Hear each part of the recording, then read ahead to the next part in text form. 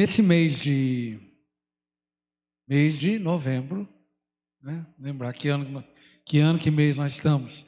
No mês de novembro nós estamos fazendo uma série sobre disciplinas espirituais. Então a gente começou com ouvir, não sei se vocês lembram disso. Aí depois a gente falou que a gente precisa afirmar, precisa confessar. Depois a gente falou que a gente precisa orar. E, por fim, a gente precisa agir.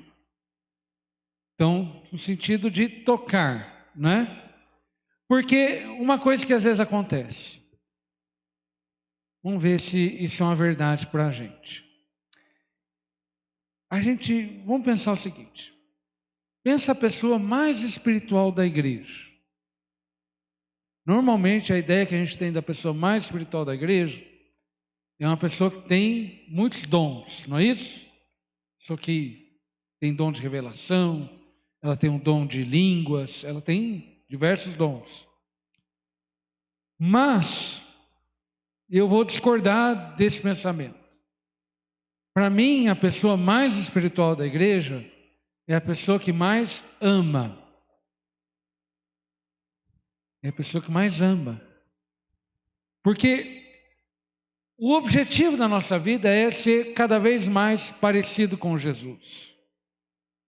E se há algo que caracteriza a vida de Jesus é o quê? É o amor. Nada caracteriza mais a vida do nosso Senhor do que o amor. Um pastor que eu gosto muito, ele diz assim que a gente peca quando deixa de amar. E num certo sentido, isso tem toda a razão. Por exemplo, se eu vou lá e peco o pecado do adultério, eu estou deixando o quê? De amar minha esposa. Se eu peco o pecado da avareza, eu estou deixando de ser generoso, de amar as pessoas, de amar a obra de Deus. Então, todo pecado é uma interrupção do amor que Deus tinha para a nossa vida. Então, às vezes, isso faz um parafuso na minha cabeça. Vocês fazem na sua.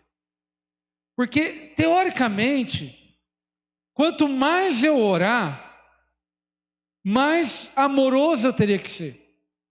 Quanto mais eu lesse a palavra de Deus, mais amoroso eu teria que ser.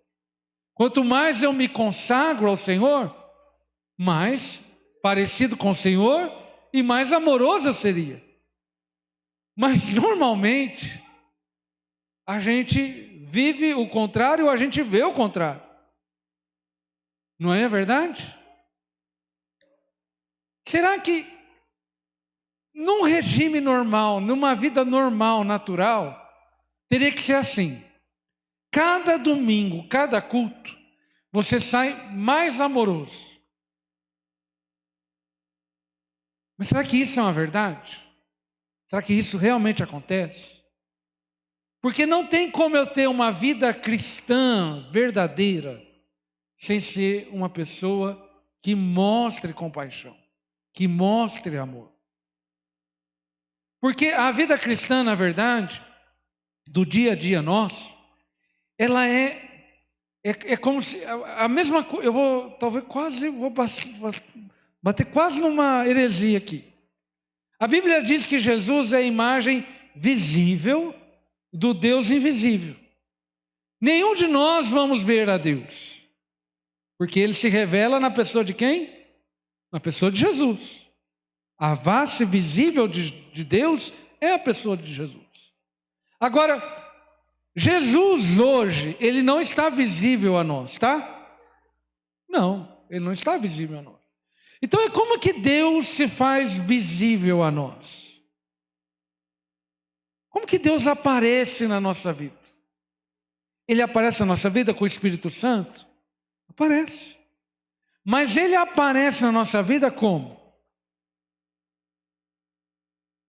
Onde está Jesus aqui dentro hoje? Jesus está na pessoa que está aí do seu lado. Deixa eu contar uma história para eu e as minhas histórias, né? Tinha uma criança lá, estava dormindo, todo mundo tem criança, já passou por essa. Vamos ver. A criança estava dormindo, daí começou a chover. Aqueles relâmpagos, né? Aí você está lá, vai acordar às 5 horas da manhã no outro dia, e está chovendo. O que a criança faz? Corre para a sua cama, não é isso? Ela corre lá para a sua cama, aí você começa. Vai lá para a sua cama.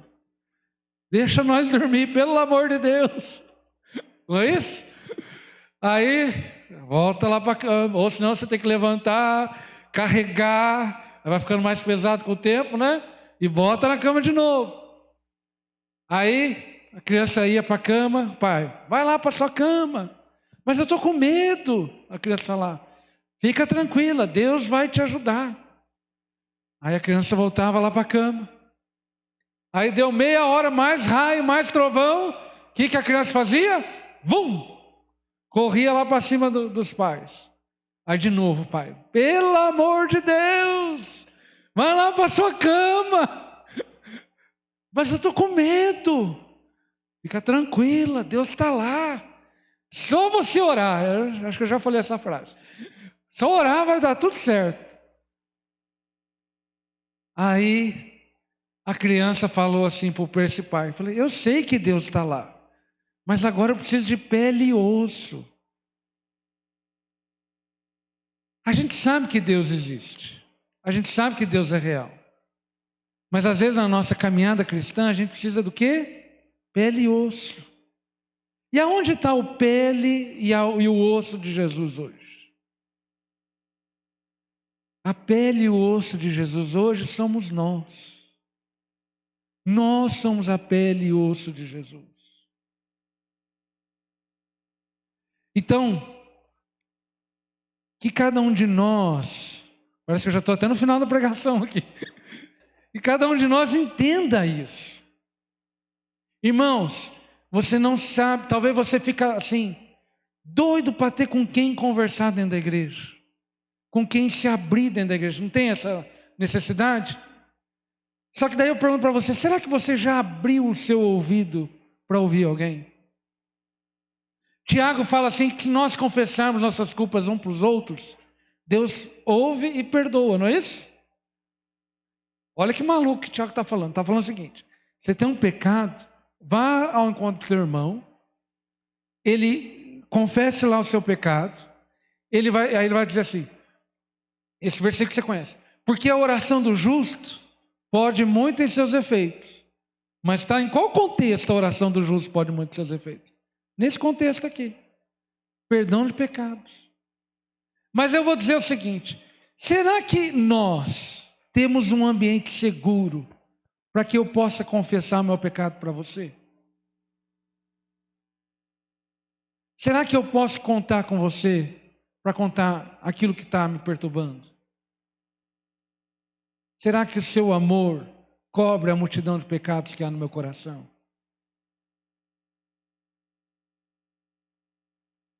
Então, para facilitar, a gente está parece que a gente está diante de uma tarefa assim enorme, não é isso? Então eu vou lá para a parábola do bom samaritano. Vamos lá, verso 25. Um certo doutor da lei, aí tem uma palavra-chave, tentando. Então tinha uma segunda intenção aqui nessa história. Chega para Jesus e diz assim, mestre, o que eu faço para herdar a vida eterna? Então, ninguém pega Jesus desprevenido. Aí Jesus responde para ele, o que está escrito na lei? Como você enxerga a lei? Aí ele responde com uma junção vamos dizer assim, era um resumão, era um versículo áureo do Antigo Testamento que resumia toda a lei. O que era esse versículo? Amarás ao Senhor teu Deus de todo o teu coração, de toda a tua alma, de todas as tuas forças, de todo o teu entendimento. O que quer dizer isso aqui? É você amar a Deus de uma maneira tão perfeita que vai lá. O que vai lá? Todo o teu coração, toda a tua alma, toda a tua força e todo o teu entendimento. Imagina você amar a Deus de um modo assim completo. Já ficou difícil, não ficou difícil? Ficou difícil. Aí, para melhorar, Aí, qual que era a outra parte da lei? E amar o teu próximo como a ti mesmo. O que quer dizer amar o próximo como a ti mesmo? É eu buscar para o próximo com a mesma força, com a mesma intensidade, com o mesmo tempo, aquilo que eu busco para mim mesmo. Então, por exemplo, se eu estou doido para tomar uma Coca-Cola, vamos dizer assim, não importa que horário que for, né? Você vai até lá no posto para comprar o bendito negócio. Mas se é para um outro, você fala, oh, amanhã, quem sabe, depois.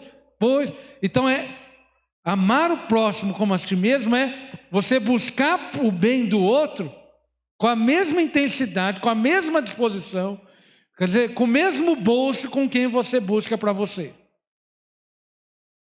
Alguém aqui consegue herdar? Então você tem que fazer as duas coisas. Você tem que amar a Deus desse jeito, por completo, e amar os outros do mesmo jeito que você ama você mesmo. Alguém aqui consegue herdar o reino do céu? Hã? Alguém passou no teste? Então, ficou difícil. Exatamente por isso vem a resposta de Jesus. Respondeste bem. Parabéns, garotinho. Tirou 10. Agora faze isso e você está no céu. Aquilo desmontou o homem. Porque ele achou que tinha um atalho. Ele achou que tinha um atalho. Aí vem o verso 29. Ele, porém, querendo justificar-se a si mesmo, quer dizer, ele querendo achar um atalho, querendo achar um meio caminho aqui, porque o patamar ficou lá em cima, não ficou? Então eu preciso achar um atalho aqui. Ele fala o seguinte: quem é o meu próximo? Não sei vocês, mas a vida inteira da igreja, eu sempre li isso aqui e falei, mas esse homem deve ser bobo, né? Deve ter um problema. Como que ele não sabe quem é o próximo dele? Já pensou assim? Alguém já leu a Bíblia assim? Eu sempre achei, está alguma coisa errada isso aqui. Mas não tem. Porque a gente faz isso. Quando eu falei para você assim, que você tem que amar, você tem que abrir seu coração, você já pensou assim, o tipo de pessoa que você pode receber ou não? Não pensou? Você não falou que é todo mundo. Todo mundo aqui dentro merece a sua atenção.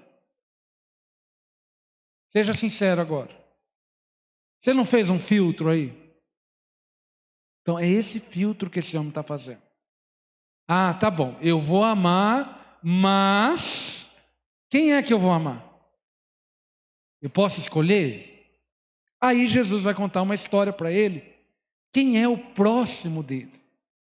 E qual é a história que Jesus conta? Descia um homem, um judeu que nem você, doutor da lei. Ele estava descendo e ele desceu de Jerusalém para onde? Para Jericó. Jerusalém para Jericó naquele tempo era chamado de estrada sanguinária. Só esse era o nome do negócio. Estrada sanguinária. Então vamos pensar assim. Pensa em um lugar violento. Pensou em um lugar violento? Certo? Então, imagina que você está no meio de um lugar violento. Estrada sanguinária. Eu acho que nem Pinda tem um lugar que chama estrada sanguinária. Tem algum lugar em Pinda? Hã? Não tem. Então você está lá no meio de um lugar violento. Eles acabaram de assaltar o cara. Deixaram o cara meio morto. A palavra de Deus diz que ele estava meio morto. Quer dizer, eu não sei vocês, mas hoje em dia a gente já ouviu uma história assim. Se você vê um carro parado à noite e alguém pedindo gasolina, você para? Você para nada. Você fala assim, é assalto. É assalto. Imagina um cara pedindo ajuda para você no meio do nada. Ele estava meio morto. Você está pensando o quê? Se esse cara está ferido aqui, os bandidos estão aonde? Estão longe? Acabou de acontecer o troço. Esses homens estão tudo por aqui. Então é por isso também que quando passa o sacerdote e quando passa o levita, eles dão uma olhadinha e falam, ó, pé na areia. Vamos cair fora disso aqui. Não vamos parar não. Porque também tem um outro detalhe da lei. Se eles relassem em alguém que tivesse morto, teriam que voltar até Jerusalém. Aqui vem o primeiro detalhe. Quando a gente ama a Deus pela obrigação, a gente só faz aquilo que está dentro da obrigação. A gente não faz o a mais. Você só faz o que está dentro do que você tem que fazer. E Deus não chamou você para só fazer o que você tem que fazer. Porque Ele não faz só aquilo... Agora vai dar um trava-língua na cabeça. Porque Ele não faz só aquilo que Ele tem que fazer para você. Ele faz a mais para você.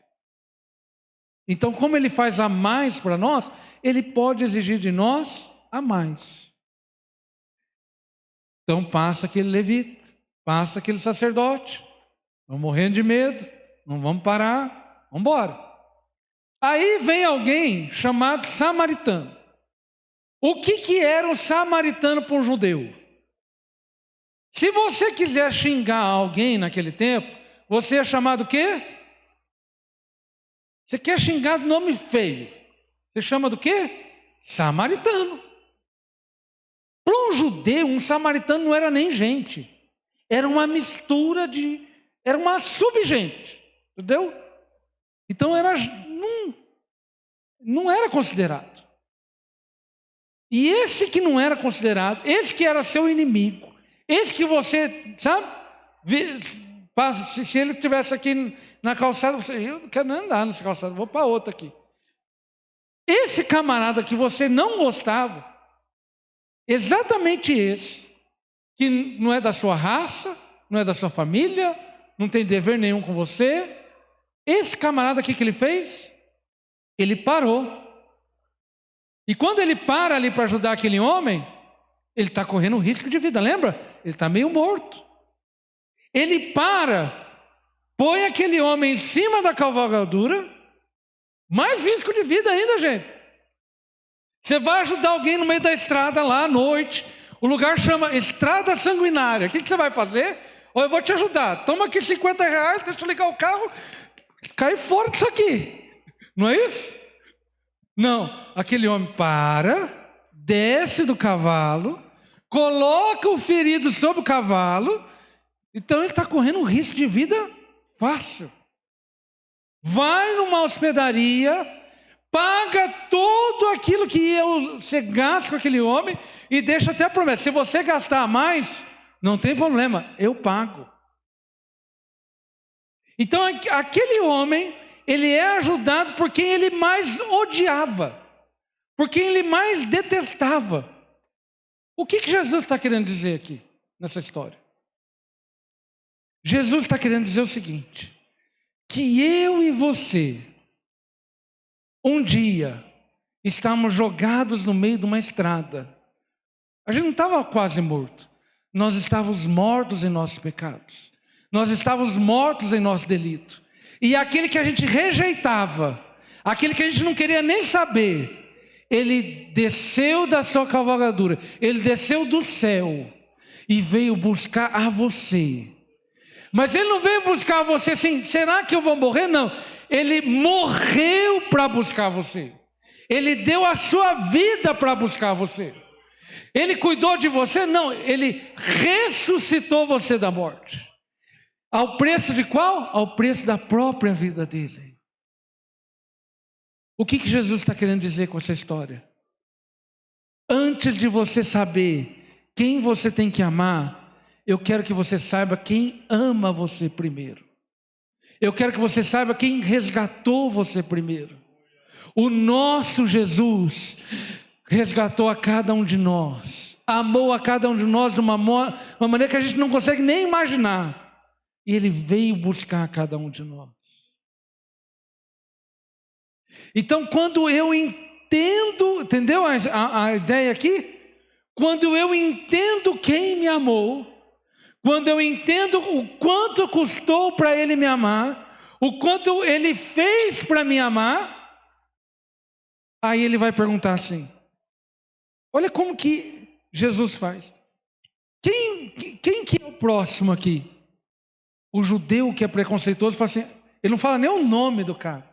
Ele fala assim, aquele que usou de misericórdia.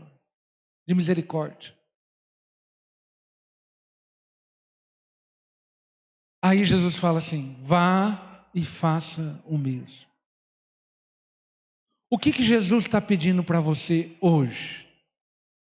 Ele não está pedindo nada além daquilo que Ele já fez por você.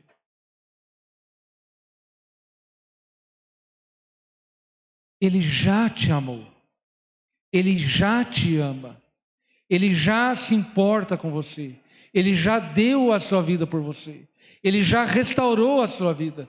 Então Ele quer usar agora você, que foi curado, que foi salvo, que foi ressuscitado, que foi amado, que foi adotado, que foi trazido para a família de Deus, para que você vá ao encontro daqueles que estão perdidos.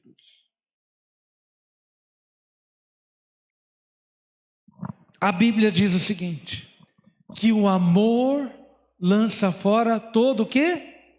Medo. Por que o amor lança fora todo medo? Porque a gente talvez não ame com medo de faltar. A gente talvez não ame com medo de se magoar. A gente talvez não ame, vamos pensar aqui na história da estrada, com medo de a gente sofrer algum dano.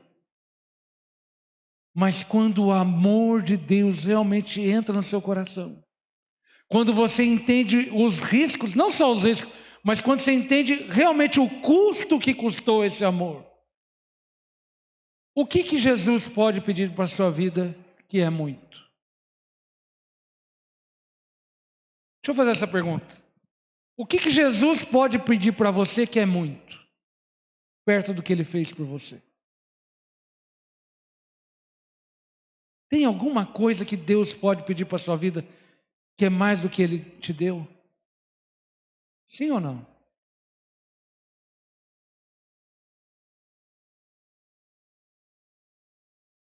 Jesus quer levar o amor dele aonde ainda não chegou. Qual é o objetivo de Jesus para a nossa vida? O objetivo de Jesus para a nossa vida como igreja é que nós sejamos um povo que entenda e desfrute tanto do amor de Deus, que a gente trabalhe para quê? Esse dia eu vou uma história interessante. O nosso objetivo é zero. Zero do quê? Zero de filhos brigando com os pais. Zero de divórcios. Zero de pessoas escravas do tráfico. Zero de pessoas escravas da bebida. Zero de pessoas escravas da prostituição. Zero de pessoas escravas do diabo. Mas como é que a gente vai chegar nisso? Vou dizer com toda a autoridade. Você, meu irmão e minha irmã, você é a mão de Jesus. Você é o pé de Jesus. Você é a boca de Jesus. Você é onde é o caminho, é o meio por onde Jesus quer chegar aonde ainda Ele não chegou. Eu ouvi uma história uma vez e é a pura realidade. Como é que Jesus anda hoje em Moreira César? Como é que Jesus fala hoje em Moreira César? Ele fala, Ele anda através da sua vida. A palavra de Deus tem um verso, eu vou terminar aqui. Wagner, me ajuda aí. Onde está escrito lá? Quão formosos são os pés daqueles que anunciam boas novas. Lembra? Tem um verso que diz assim: quão formosos são os pés daqueles que anunciam boas novas. Já ouviu falar desse versículo? Dá um Google aí que vocês vão achar. Lembrei disso agora. Por quê? Não tem um negócio estranho nesse versículo? Vocês já viram o pé falar, gente? Alguém já viu algum pé falar? Porque o verso diz o quê? Quão formosos são os pés. Está onde? Abra aí sua Bíblia. Vamos ser bereano agora. Isaías 52, 7.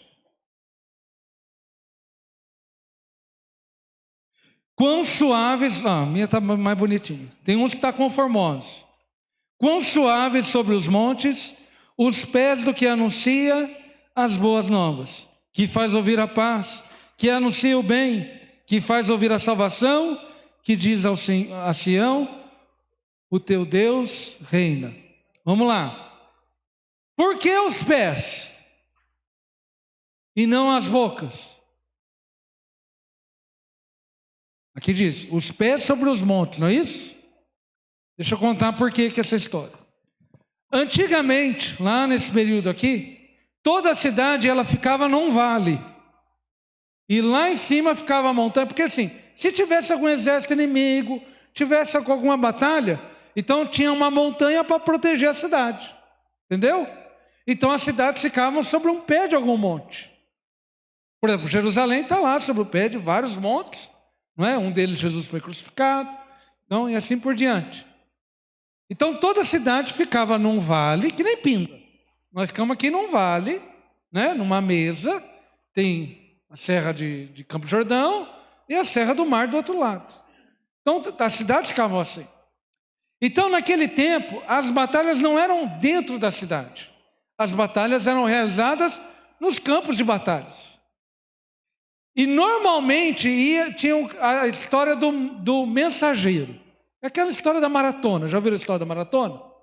A história da maratona é a seguinte: um camarada correu de um lugar para outro, 42 quilômetros, para anunciar as batalhas. Se ganhava ganhando, se ganhava perdendo. Então, tinha sempre um mensageiro. O que acontecia? Imagina, a cidade estava lá em guerra, lá no campo de batalha. Ficava na cidade os velhos, as crianças e as mulheres. E elas ficavam tudo olhando, a cidade inteira olhando lá para o monte, certo? Se vamos viver, se vamos morrer, o que vai acontecer com a nossa vida. E eles ficavam olhando para o monte para ver o que ia acontecer. Então, se o mensageiro viesse correndo, sai correndo, gente, sai correndo que nós perdemos. Então todo mundo já arrumava a mala e tentava cair fora. Mas se viesse um mensageiro pulando, se alegrando lá no monte, o que eles falavam? Graças a Deus, estamos vivos. Entenderam agora? Deixa eu contar uma história para você que talvez você não entendeu. Jesus venceu a batalha. Jesus venceu o inimigo. A cidade lá fora acha que a batalha está perdida. A cidade lá fora acha que a batalha está derrotada. Mas nós sabemos que Jesus venceu a batalha. Nós sabemos que Jesus destronou o inimigo. Agora, será que nós estamos correndo nesse monte e celebrando a vitória e contando para a cidade que Jesus já venceu? Que não a droga venceu, que não o pecado venceu, que não o diabo venceu, que não a morte venceu, mas que Jesus venceu? Será que nós estamos dizendo para a cidade de Pindamonhangaba que o amor venceu e não o ódio? Quão formosos são os pés daqueles que anunciam as boas novas. Porque Deus reina. Deus reina. O que Deus quer aqui nessa noite é uma coisa simples, mas tão difícil. Ele quer que nós sejamos esses mensageiros. Mas mensageiros não para dizer assim, olha, você está errado e eu estou certo. Não. Você vai mostrar o amor de Deus amando. Aonde tiver morte, que você leve vida. Aonde tiver guerra, que você leve paz. Aonde tiver tribulação, que você leve mansidão. Porque você já tem isso pelo Espírito Santo de Deus dentro do seu coração. A força não é tua, a palavra não é tua, a mensagem não é tua, o amor não é seu. O amor você recebeu do seu próximo. E eu vou dizer para você, não há amigo mais próximo que você possa ter. Não há alguém que te ame mais do que a pessoa maravilhosa de Jesus de Nazaré. Irmão, vamos ficar de pé.